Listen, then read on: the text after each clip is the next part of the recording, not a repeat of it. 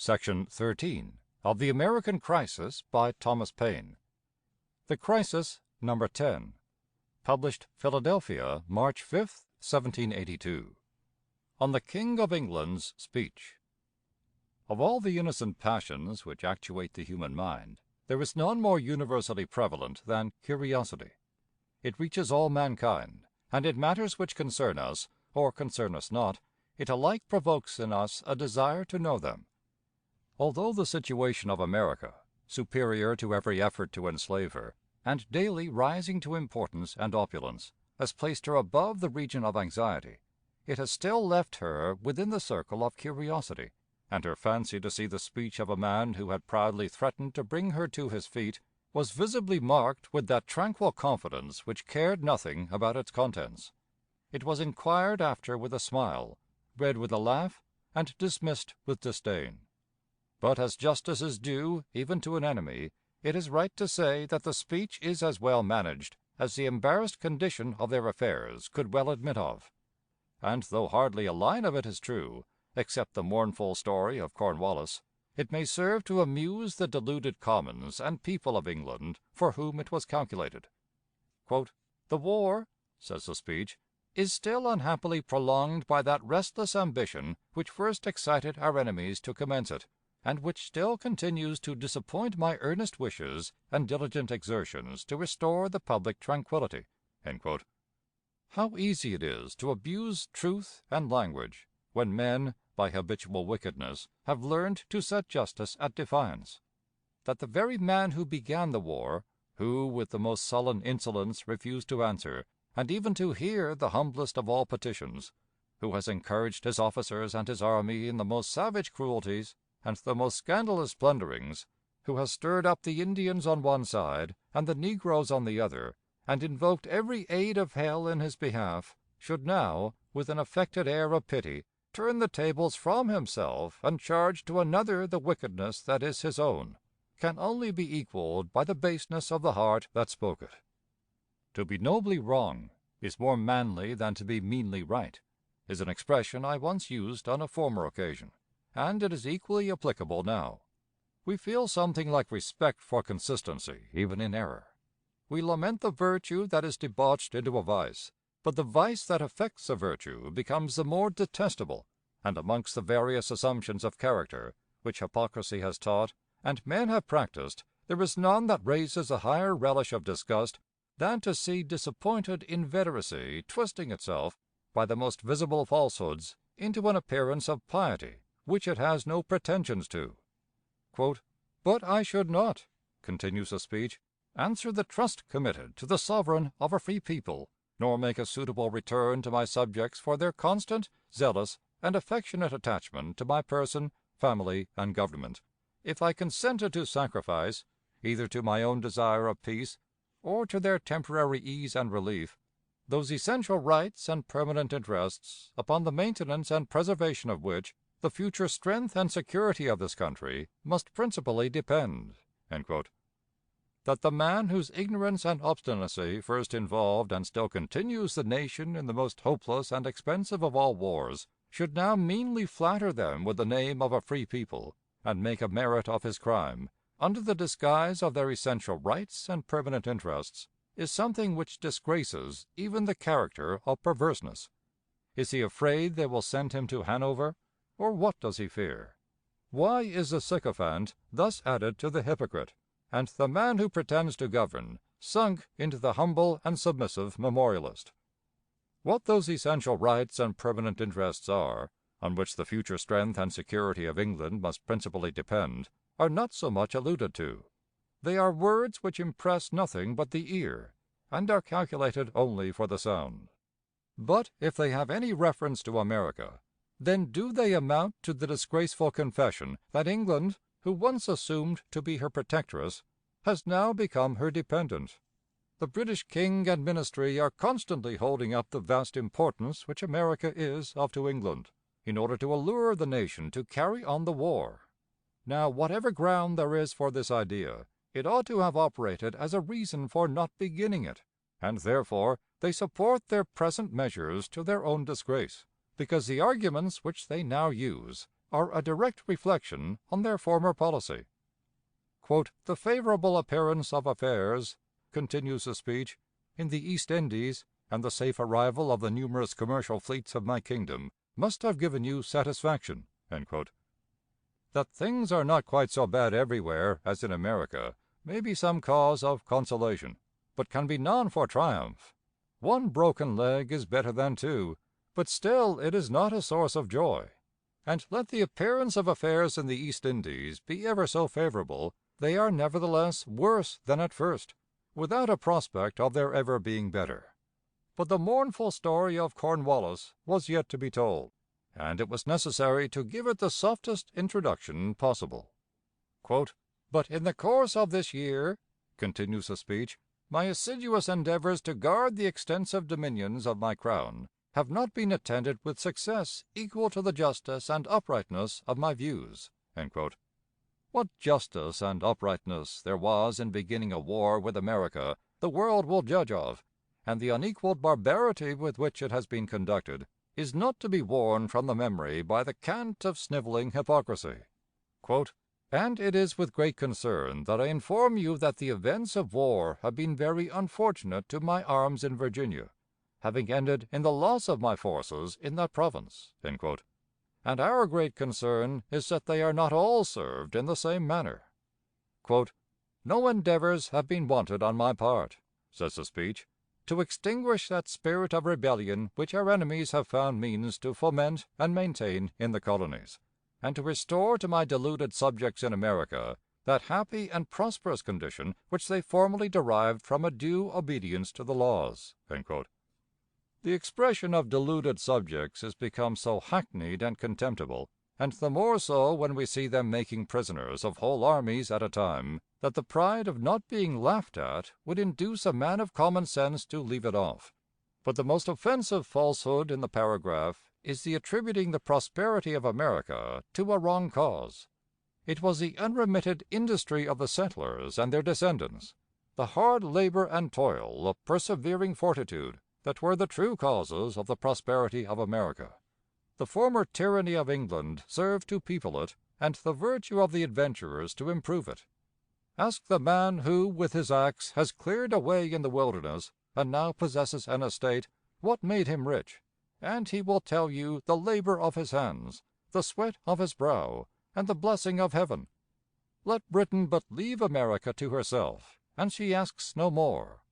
She has risen into greatness without the knowledge and against the will of England, and has a right to the unmolested enjoyment of her own created wealth. "I will order," says the speech, "the estimates of the ensuing year to be laid before you. I rely on your wisdom and public spirit for such supplies as the circumstances of our affairs shall be found to require. Among the many ill consequences which attend the continuation of the present war, I most sincerely regret the additional burdens which it must unavoidably bring upon my faithful subjects." It is strange that a nation must run through such a labyrinth of trouble and expend such a mass of wealth to gain the wisdom which an hour's reflection might have taught. The final superiority of America over every attempt that an island might make to conquer her was as naturally marked in the constitution of things as the future ability of a giant over a dwarf is delineated in his features while an infant. How far Providence, to accomplish purposes which no human wisdom could foresee, permitted such extraordinary errors is still a secret in the womb of time, and must remain so till futurity shall give it birth. "In the prosecution of this great and important contest," says the speech, "in which we are engaged, I retain a firm confidence in the protection of divine Providence, and a perfect conviction in the justice of my cause, and I have no doubt but that by the concurrence and support of my Parliament, by the valor of my fleets and armies, and by a vigorous, animated, and united exertion of the faculties and resources of my people, I shall be enabled to restore the blessings of a safe and honorable peace to all my dominions." The King of England is one of the readiest believers in the world. In the beginning of the contest he passed an act to put America out of the protection of the Crown of England, and though Providence, for 7 years together, has put him out of her protection, still the man has no doubt. Like Pharaoh on the edge of the Red Sea, he sees not the plunge he is making, and precipitately drives across the flood that is closing over his head. I think it is a reasonable supposition that this part of the speech was composed before the arrival of the news of the capture of Cornwallis, for it certainly has no relation to their condition at the time it was spoken. But, be this as it may, it is nothing to us. Our line is fixed, our lot is cast, and America, the child of fate, is arriving at maturity. We have nothing to do but by a spirited and quick exertion to stand prepared for war or peace. Too great to yield, and too noble to insult, superior to misfortune, and generous in success, let us untaintedly preserve the character which we have gained, and show to future ages an example of unequaled magnanimity. There is something in the cause and consequence of America that has drawn on her the attention of all mankind. The world has seen her brave. Her love of liberty, her ardor in supporting it, the justice of her claims, and the constancy of her fortitude have won her the esteem of Europe, and attached to her interest the first power in that country. Her situation now is such that to whatever point, past, present, or to come, she casts her eyes, new matter rises to convince her that she is right. In her conduct towards the enemy, no reproachful sentiment lurks in secret, no sense of injustice is left upon the mind. Untainted with ambition and a stranger to revenge, her progress has been marked by Providence, and she, in every stage of the conflict, has blessed her with success. But let not America wrap herself up in delusive hope and suppose the business done. The least remissness in preparation, the least relaxation in execution, will only serve to prolong the war and increase expenses. If our enemies can draw consolation from misfortune and exert themselves upon despair, how much more ought we, who are to win a continent by the conquest and have already an earnest of success? Having in the preceding part made my remarks on the several matters which the speech contains, I shall now make my remarks on what it does not contain. There is not a syllable in it respecting alliances. Either the injustice of Britain is too glaring, or her condition too desperate, or both, for any neighboring power to come to her support. In the beginning of the contest, when she had only America to contend with, she hired assistance from Hesse and other small states of Germany, and for nearly 3 years did America, young, raw, undisciplined, and unprovided, stand against the power of Britain, aided by 20,000 foreign troops, and made a complete conquest of one entire army. The remembrance of those things ought to inspire us with confidence and greatness of mind, and carry us through every remaining difficulty with content and cheerfulness. What are the little sufferings of the present day compared with the hardships that are past? There was a time when we had neither house nor home in safety, when every hour was the hour of alarm and danger, when the mind, tortured with anxiety, knew no repose, and everything but hope and fortitude was bidding us farewell. It is of use to look back upon these things, to call to mind the times of trouble and the scenes of complicated anguish that are past and gone. Then every expense was cheap, compared with the dread of conquest and the misery of submission. We did not stand debating upon trifles, or contending about the necessary and unavoidable charges of defense. Every one bore his lot of suffering, and looked forward to happier days and scenes of rest. Perhaps one of the greatest dangers which any country can be exposed to arises from a kind of trifling which sometimes steals upon the mind when it supposes the danger past, and this unsafe situation marks at this time the peculiar crisis of America. What would she once have given to have known that her condition at this day should be what it now is? And yet we do not seem to place a proper value upon it, nor vigorously pursue the necessary measures to secure it. We know that we cannot be defended, nor yet defend ourselves, without trouble and expense. We have no right to expect it, neither ought we to look for it. We are a people who, in our situation, differ from all the world. We form one common floor of public good, and whatever is our charge, it is paid for our own interest and upon our own account. Misfortune and experience have now taught us system and method, and the arrangements for carrying on the war are reduced to rule and order. The quotas of the several States are ascertained, and I intend in a future publication to show what they are, and the necessity as well as the advantages of vigorously providing for them. In the meantime, I shall conclude this paper with an instance of British clemency, from Smollett's History of England, Volume 11, printed in London. It will serve to show how dismal the situation of a conquered people is, and that the only security is an effectual defense. We all know that the Stuart family and the House of Hanover opposed each other for the crown of England. The Stuart family stood first in the line of succession, but the other was the most successful. In July 1745, Charles, the son of the exiled king, landed in Scotland, collected a small force, at no time exceeding 5,000 or 6,000 men, and made some attempts to re-establish his claim. The late Duke of Cumberland, uncle to the present King of England, was sent against him, and on the 16th of April following, Charles was totally defeated at Culloden in Scotland. Success and power are the only situations in which clemency can be shown, and those who are cruel because they are victorious can with the same facility act any other degenerate character. Immediately after the decisive action at Culloden, the Duke of Cumberland took possession of Inverness, where 36 deserters, convicted by a court-martial, were ordered to be executed. Then he detached several parties to ravage the country. One of these apprehended the Lady Mackintosh, who was sent prisoner to Inverness, plundered her house, and drove away her cattle, though her husband was actually in the service of the government. The castle of Lord Lovat was destroyed. The French prisoners were sent to Carlisle and Penrith. Kilmarnock, Balmerino, Cromarty, and his son, the Lord Macleod, were conveyed by sea to London, and those of an inferior rank were confined in different prisons. The Marquess of Tullibardine, together with a brother of the Earl of Dunmore, and Murray, the Pretender's secretary, were seized and transported to the Tower of London, to which the Earl of Traquair had been committed on suspicion, and the eldest son of Lord Lovat was imprisoned in the Castle of Edinburgh. In a word, all the jails in Great Britain, from the capital northwards, were filled with those unfortunate captives, and great numbers of them were crowded together in the holds of ships, where they perished in the most deplorable manner for want of air and exercise.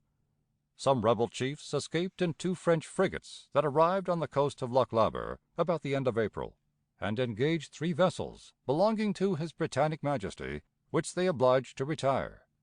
Others embarked on board a ship on the coast of Buchan, and were conveyed to Norway, from whence they travelled to Sweden. In the month of May, the Duke of Cumberland advanced with the army into the Highlands, as far as Fort Augustus, where he encamped, and sent off detachments on all hands to hunt down the fugitives and lay waste the country with fire and sword.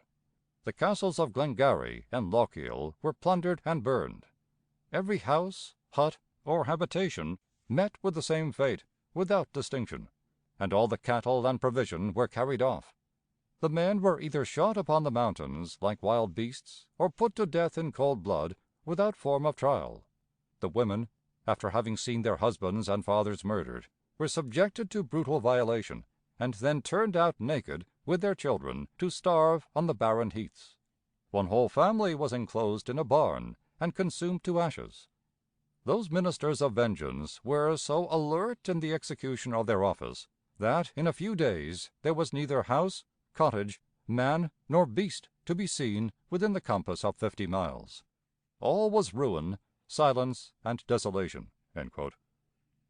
I have here presented the reader with one of the most shocking instances of cruelty ever practiced, and I leave it, to rest on his mind, that he may be fully impressed with a sense of the destruction he has escaped, in case Britain had conquered America, and likewise that he may see and feel the necessity, as well for his own personal safety as for the honor, the interest, and happiness of the whole community, to omit or delay no one preparation necessary to secure the ground which we so happily stand upon.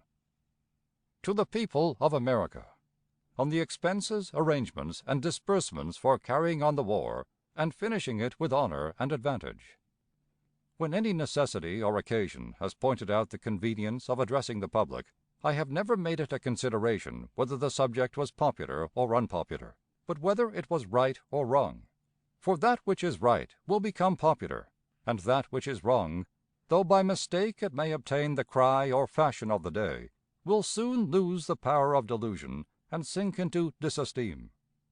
A remarkable instance of this happened in the case of Silas Deane, and I mention this circumstance with the greater ease because the poison of his hypocrisy spread over the whole country, and every man, almost without exception, thought me wrong in opposing him. The best friends I then had, except Mr. Henry Lawrence, stood at a distance, and this tribute, which is due to his constancy, I pay to him with respect, and that the readier, because he is not here to hear it. If it reaches him in his imprisonment, it will afford him an agreeable reflection. As he rose like a rocket, he would fall like a stick, is a metaphor which I applied to Mr. Deane in the first piece which I published respecting him, and he has exactly fulfilled the description. The credit he so unjustly obtained from the public he lost in almost as short a time. The delusion perished as it fell, and he soon saw himself stripped of popular support. His more intimate acquaintances began to doubt and to desert him long before he left America, and, at his departure, he saw himself the object of general suspicion. When he arrived in France, he endeavored to effect by treason what he had failed to accomplish by fraud. His plans, schemes, and projects, together with his expectation of being sent to Holland to negotiate a loan of money, had all miscarried. He then began traducing and accusing America of every crime which could injure her reputation, "that she was a ruined country, that she only meant to make a tool of France, to get what money she could out of her, and then to leave her and accommodate with Britain." Of all which and much more, Colonel Lawrence and myself, when in France, informed Dr. Franklin, who had not before heard of it. And to complete the character of traitor, he has, by letters to his country since, some of which, in his own handwriting, are now in the possession of Congress, used every expression and argument in his power to injure the reputation of France, and to advise America to renounce her alliance and surrender up her independence. Mr. William Marshall, of this city, Philadelphia, formerly a pilot, who had been taken at sea and carried to England, and got from thence to France, brought over letters from Mr. Deane to America, one of which was directed to Robert Morris, Esquire. Mr. Morris sent it unopened to Congress, and advised Mr. Marshall to deliver the others there, which he did. The letters were of the same purport with those which have been already published, under the signature of S. Deane, to which they had frequent reference. Thus, in France he abuses America, and in his letters to America he abuses France, and is endeavoring to create disunion between two countries by the same arts of double dealing by which he caused dissensions among the commissioners in Paris, and distractions in America. But his life has been fraud, and his character has been that of a plodding, plotting, cringing mercenary, capable of any disguise that suited his purpose. His final detection has very happily cleared up those mistakes, and removed that uneasiness which his unprincipled conduct occasioned. Every one now sees him in the same light, for towards friends or enemies he acted with the same deception and injustice, and his name, like that of Arnold, ought now to be forgotten among us. As this is the first time that I have mentioned him since my return from France, it is my intention that it shall be the last. From this digression, which for several reasons I thought necessary to give, I now proceed to the purport of my address. I consider the war of America against Britain as the country's war, the public's war, or the war of the people in their own behalf, for the security of their natural rights and the protection of their own property. It is not the war of Congress, the war of the assemblies, or the war of government in any line whatever. The country first, by mutual compact, resolved to defend their rights and maintain their independence, at the hazard of their lives and fortunes. They elected their representatives, by whom they appointed their members of Congress, and said, "Act you for us, and we will support you." This is the true ground and principle of the war on the part of America, and, consequently, there remains nothing to do but for every one to fulfill his obligation. It was next to impossible that a new country, engaged in a new undertaking, could set off systematically right at first. She saw not the extent of the struggle that she was involved in, neither could she avoid the beginning. She supposed every step that she took, and every resolution which she formed, would bring her enemy to reason and close the contest. Those failing, she was forced into new measures, and these, like the former, being fitted to her expectations, and failing in their turn, left her continually unprovided and without system. The enemy, likewise, was induced to prosecute the war, from the temporary expedients we adopted for carrying it on. We were continually expecting to see their credit exhausted, and they were looking to see our currency fail. And thus, between their watching us and we them, the hopes of both have been deceived, and the childishness of the expectation has served to increase the expense. Yet who, through this wilderness of error, has been to blame? Where is the man who can say the fault, in part, has not been his? They were the natural, unavoidable errors of the day. They were the errors of a whole country, which nothing but experience could detect and time remove. Neither could the circumstances of America admit of system till either the paper currency was fixed or laid aside. No calculation of a finance could be made on a medium failing without reason and fluctuating without rule. But there is one error which might have been prevented and was not, and, as it is not my custom to flatter, but to serve mankind, I will speak it freely. It certainly was the duty of every assembly on the continent to have known, at all times, what was the condition of its treasury, and to have ascertained, at every period of depreciation, how much the real worth of the taxes fell short of their nominal value. This knowledge, which might have been easily gained in the time of it, would have enabled them to have kept their constituents well informed, and this is one of the greatest duties of representation. They ought to have studied and calculated the expenses of the war, the quota of each State, and the consequent proportion that would fall on each man's property for his defense, and this must have easily shown to them that a tax of £100 could not be paid by a bushel of apples or an hundred of flour, which was often the case 2 or 3 years ago. But instead of this, which would have been plain and upright dealing, the little line of temporary popularity, the feather of an hour's duration, was too much pursued, and in this involved condition of things, every State, for the want of a little thinking, or a little information, supposed that it supported the whole expenses of the war, when in fact it fell, by the time the tax was levied and collected, above 3/4 short of its own quota.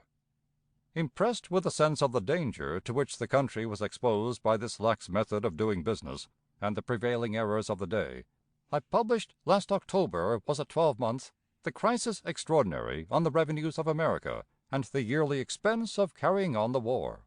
My estimation of the latter, together with the civil list of Congress and the civil list of the several States, was £2,000,000 sterling, which is very nearly $9 millions. Since that time, Congress have gone into a calculation, and have estimated the expenses of the War Department and the civil list of Congress, exclusive of the civil list of the several governments, at $8 millions, and as the remaining million will be fully sufficient for the civil list of the several States, the two calculations are exceedingly near each other. The sum of $8 millions have called upon the States to furnish, and their quotas are as follows, which I shall preface with the resolution itself. By the United States in Congress assembled, October 30th, 1781.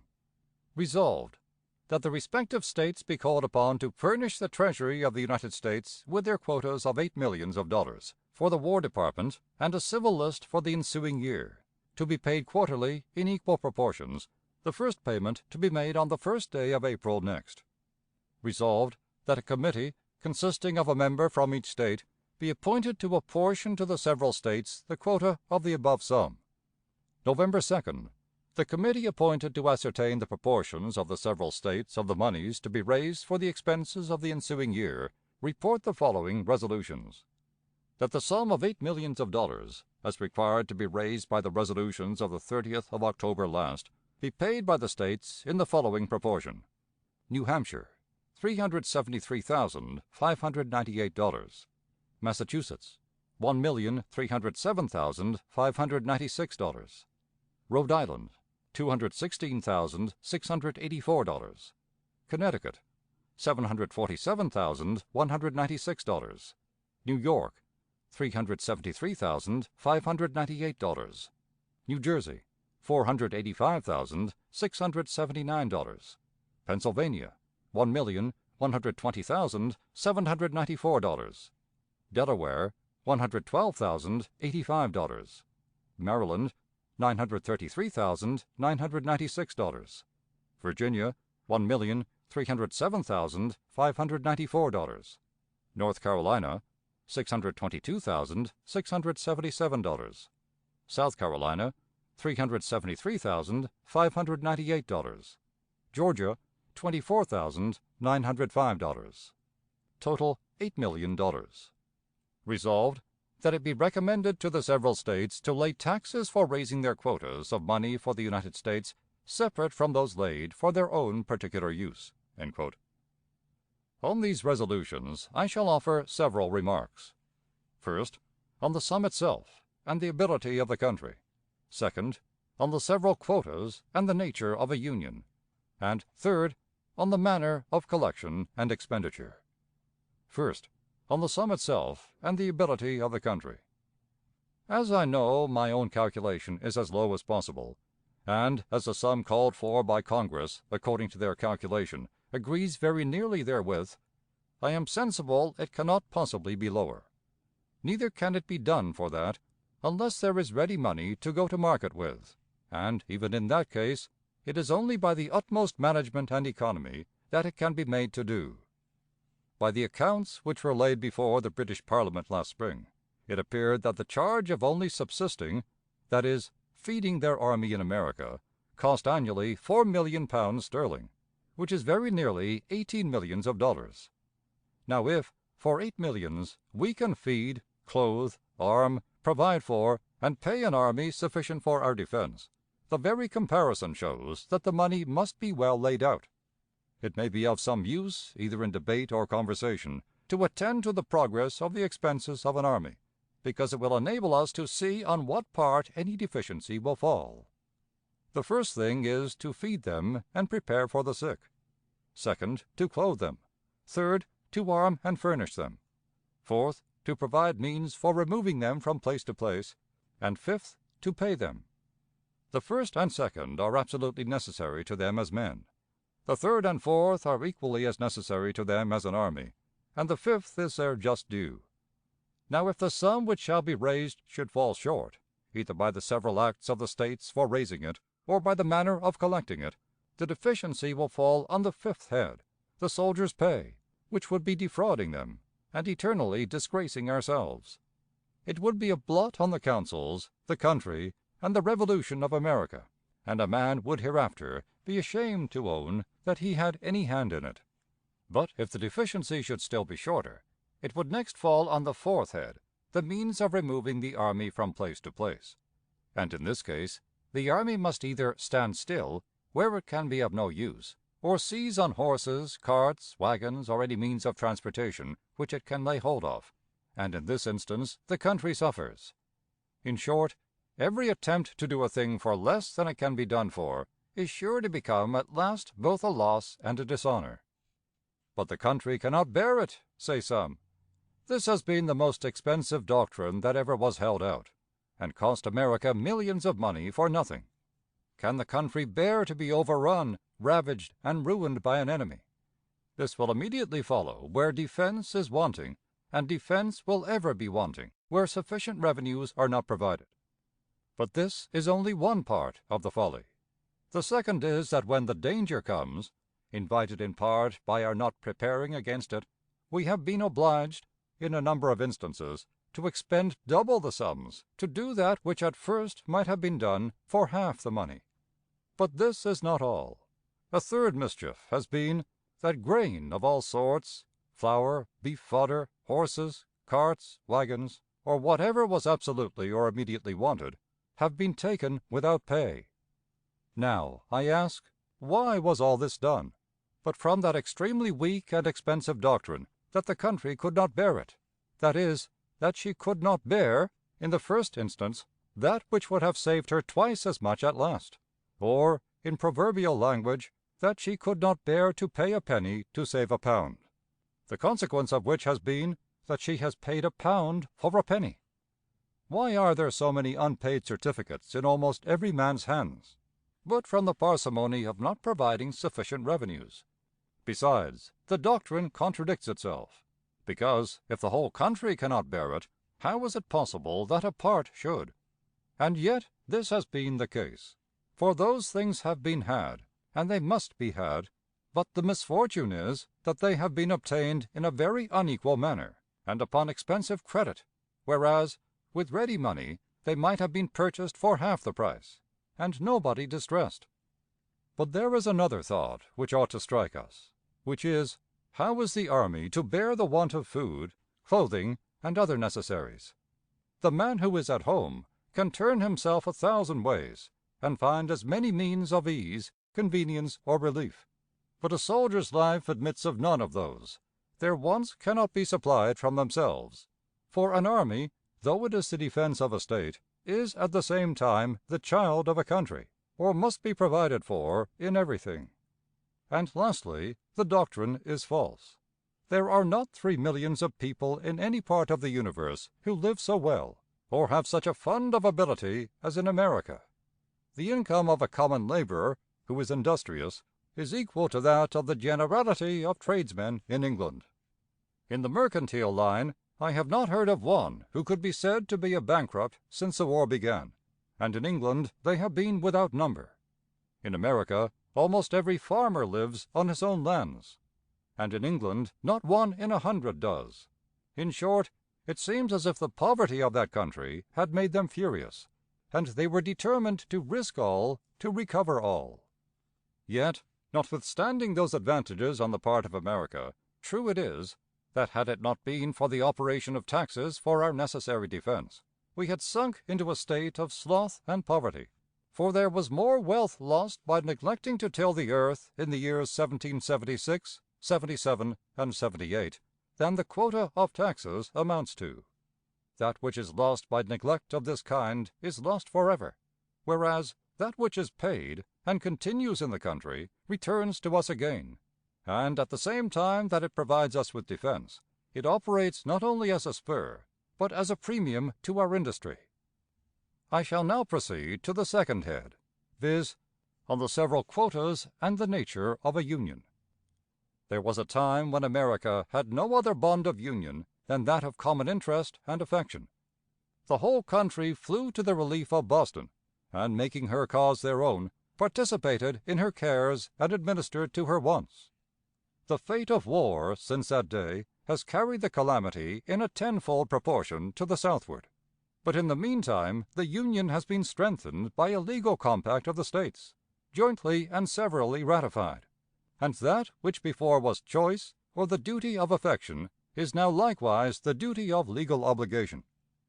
The Union of America is the foundation stone of her independence, the rock on which it is built, and is something so sacred in her Constitution that we ought to watch every word we speak and every thought we think, that we injure it not, even by mistake. When a multitude, extended or rather scattered over a continent in the manner we were, mutually agree to form one common center whereon the whole shall move to accomplish a particular purpose, all parts must act together and alike, or act not at all, and a stoppage in any one is a stoppage of the whole, at least for a time. Thus the several States have sent representatives to assemble together in Congress, and they have empowered that body, which thus becomes their center, and are no other than themselves in representation, to conduct and manage the war, while their constituents at home attend to the domestic cares of the country, their internal legislation, their farms, professions, or employments, for it is only by reducing complicated things to method and orderly connection that they can be understood with advantage or pursued with success. Congress, by virtue of this delegation, estimates the expense and apportions it out to the several parts of the empire according to their several abilities. And here the debate must end, because each State has already had its voice, and the matter has undergone its whole portion of argument, and can no more be altered by any particular State than a law of any State, after it has passed, can be altered by any individual. For with respect to those things which immediately concern the Union, and for which the Union was purposely established and is intended to secure, each State is to the United States what each individual is to the State he lives in. And it is on this grand point, this movement upon one center, that our existence as a nation, our happiness as a people, and our safety as individuals depend. It may happen that some State or other may be somewhat over or underrated, but this cannot be much. The experience which has been had upon the matter has nearly ascertained their several abilities. But even in this case, it can only admit of an appeal to the United States, but cannot authorize any State to make the alteration itself, any more than our internal government can admit an individual to do so in the case of an act of assembly. For, if one State can do it, then may another do the same, and the instant this is done, the whole is undone. Neither is it supposable that any single State can be a judge of all the comparative reasons which may influence the collective body in arranging the quotas of a continent. The circumstances of the several States are frequently varying, occasioned by the accidents of war and commerce, and it will often fall upon some to help others, rather beyond what their exact proportion at another time might be. But even this assistance is as naturally and politically included in the idea of a union as that of any particular assigned proportion, because we know not whose turn it may be next to want assistance, for which reason that State is the wisest which sets the best example. Though in matters of bounden duty and reciprocal affection, it is rather a degeneracy from the honesty and ardor of the heart to admit anything selfish to partake in the government of our conduct. Yet in cases where our duty, our affections, and our interest all coincide, it may be of some use to observe their union. The United States will become heir to an extensive quantity of vacant land, and their several titles to shares and quotas thereof will naturally be adjusted according to their relative quotas during the war, exclusive of that inability which may unfortunately arise to any State by the enemy's holding possession of a part. But as this is a cold matter of interest, I pass it by, and proceed to my third head, viz., on the manner of collection and expenditure. It has been our error, as well as our misfortune, to blend the affairs of each State, especially in money matters, with those of the United States, whereas it is our case, convenience, and interest to keep them separate. The expenses of the United States for carrying on the war, and the expenses of each State for its own domestic government, are distinct things, and to involve them is a source of perplexity and a cloak for fraud.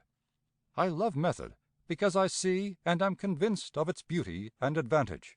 It is that which makes all business easy and understood, and without which everything becomes embarrassed and difficult. There are certain powers which the people of each State have delegated to their legislative and executive bodies, and there are other powers which the people of every State have delegated to Congress, among which is that of conducting the war, and, consequently, of managing the expenses attending it.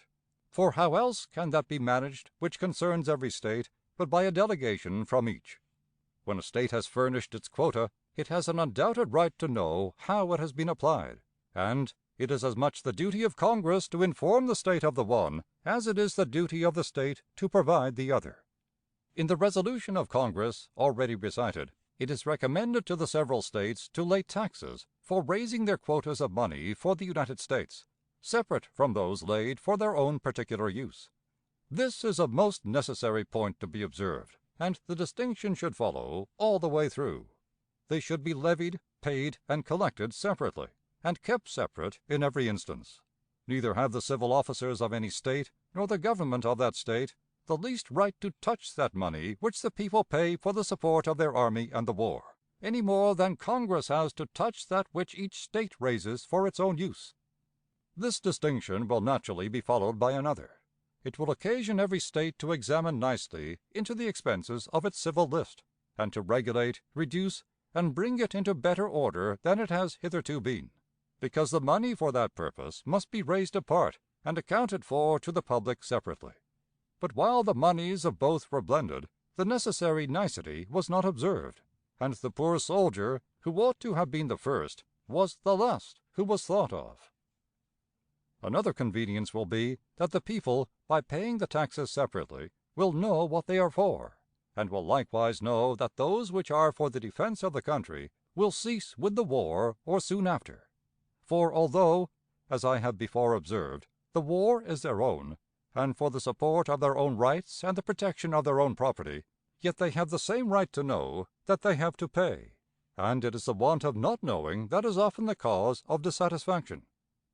This regulation of keeping the taxes separate has given rise to a regulation in the Office of Finance, by which it is directed, "that the receivers shall, at the end of every month, make out an exact account of the moneys received by them respectively during such month, specifying therein the names of the persons from whom the same shall have been received, the dates, and the sums, which account they shall respectively cause to be published in one of the newspapers of the State, to the end that every citizen may know how much of the moneys collected from him in taxes is transmitted to the Treasury of the United States for the support of the war, and also that it may be known what moneys have been at the order of the Superintendent of Finance, it being proper and necessary that, in a free country, the people should be as fully informed of the administration of their affairs as the nature of things will admit."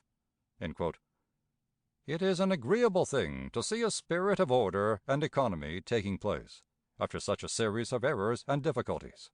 A government or an administration who means and acts honestly has nothing to fear, and consequently has nothing to conceal, and it would be of use if a monthly or quarterly account was to be published, as well of the expenditures as of the receipts. $8 millions must be husbanded with an exceeding deal of care to make it do, and therefore, as the management must be reputable, the publication would be serviceable. I have heard of petitions which have been presented to the Assembly of this State, and probably the same may have happened in other States, praying to have the taxes lowered. Now, the only way to keep taxes low is for the United States to have ready money to go to market with. And though the taxes to be raised for the present year will fall heavy, and there will naturally be some difficulty in paying them, yet the difficulty, in proportion as money spreads about the country, will every day grow less, and in the end we shall save some millions of dollars by it. We see what a bitter, revengeful enemy we have to deal with, and any expense is cheap compared to their merciless paw. We have seen the unfortunate Carolinians hunted like partridges on the mountains, and it is only by providing means for our defense that we shall be kept from the same condition. When we think or talk about taxes, we ought to recollect that we lie down in peace and sleep in safety, that we can follow our farms or stores or other occupations in prosperous tranquillity, and that these inestimable blessings are procured to us by the taxes that we pay. In this view, our taxes are properly our insurance money. They are what we pay to be made safe, and, in strict policy, are the best money we can lay out. It was my intention to offer some remarks on the impost law of 5% recommended by Congress, and to be established as a fund for the payment of the loan office certificates and other debts of the United States. But I have already extended my piece beyond my intention, and as this fund will make our system of finance complete, and is strictly just, and consequently requires nothing but honesty to do it, there needs but little to be said upon it. Signed, Common Sense. End of The Crisis, Number 10, by Thomas Paine.